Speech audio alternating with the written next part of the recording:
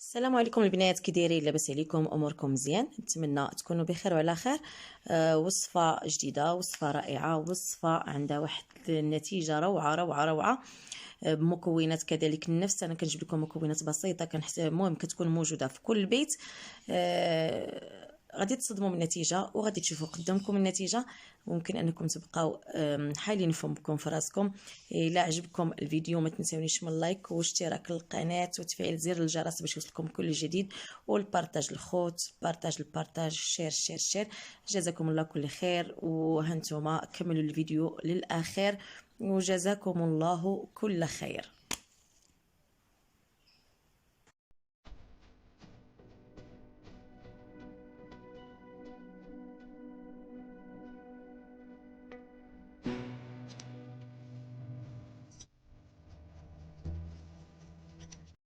في البداية دائما اللهم صل وسلم وبارك على سيدنا وحبيبنا محمد.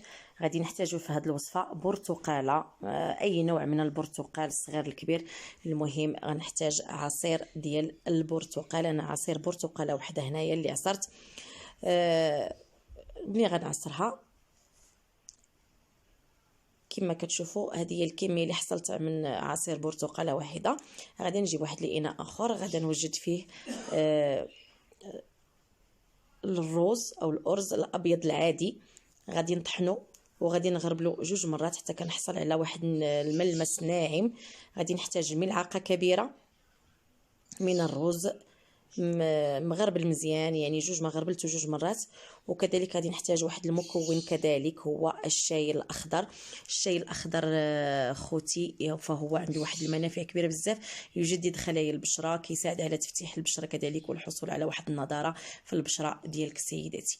اذا هنايا غادي نحتاج ملعقه من نشا الروز اللي هو كذلك عنده واحد الدور كبير في كيعالج الجفاف ديال البشره وكيحميها من الشيخوخه وكيسد المسام، وكذلك ما نساوش تفتيح البشره. يعني مكونات كلها كتجعل البشره ديالك ضد التجاعيد، تفتيح، نضاره. اذا هنايا ملي نخلط هاد جوج مكونات كما كتلاحظوا في الفيديو، كنخلطهم وكنضيف بشويه بشويه عصير برتقال. انا ما درتش الحامض لان كاين اللي عنده بشره كتكون حساسه من الليمون. انا استعملت البرتقال البنات، عصير البرتقال. يعني كنبقى نضيف شويه بشويه وبقى نحرك حتى كنحصل على واحد الخليط. نتوما غادي تشوفوا القوام ديالو.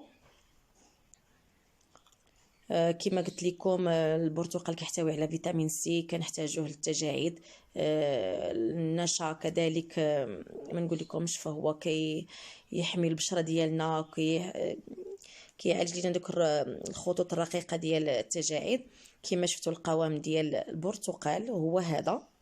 البرتقال والملعقه من الروز وملعقه من الشاي الاخضر. هنا غادا نضيف راس معلقه من الفازلين،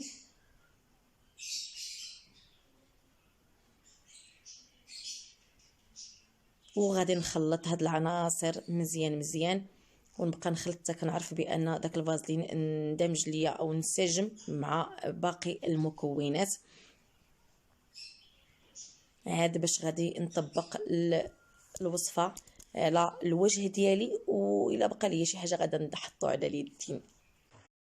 كما كتلاحظوا ضروري ما ان هاد الفازلين يتخلط مزيان مع باقي المكونات.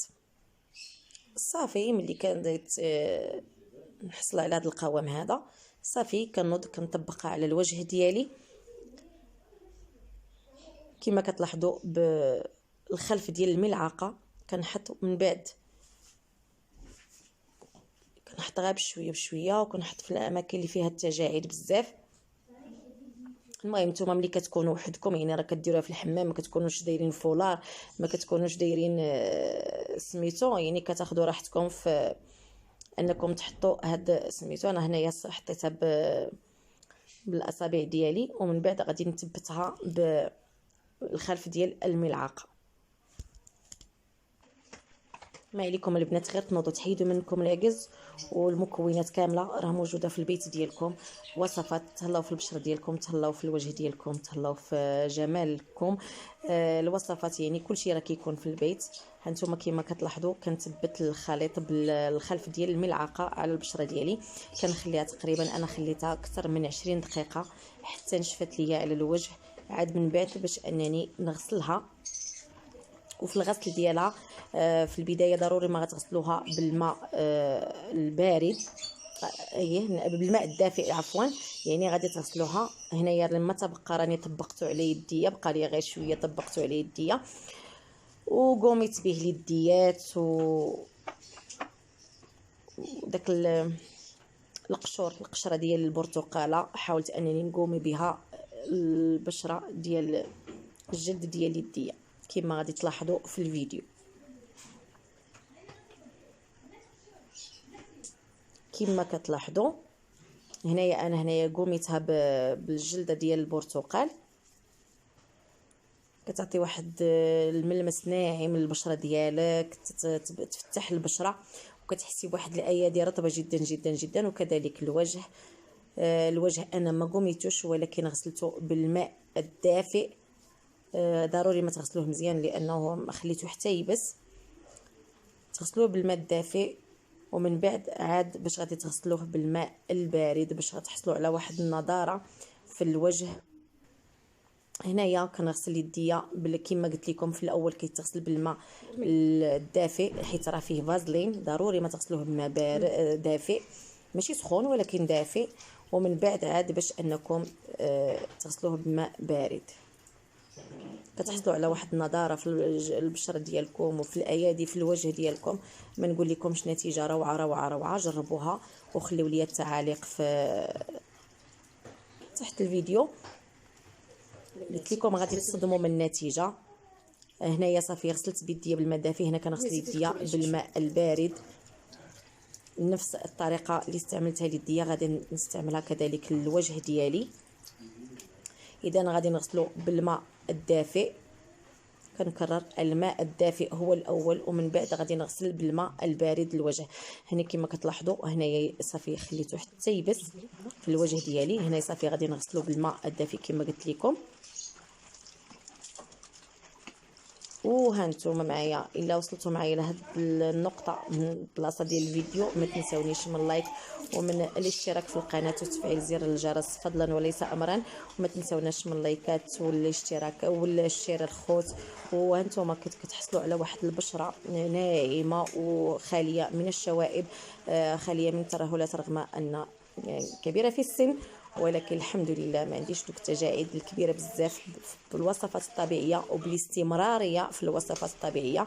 هانتوما البشره ديالي هي هذه، ما كاين لا مكياج لا حتى شي حاجه، فقط الوصفه كتغسليها بماء سخون وما بارد وكتعطيك واحد النتيجه روعه روعه روعه. شكرا لكم على المتابعه، شكرا لكم والى الفيديو قادم ان شاء الله.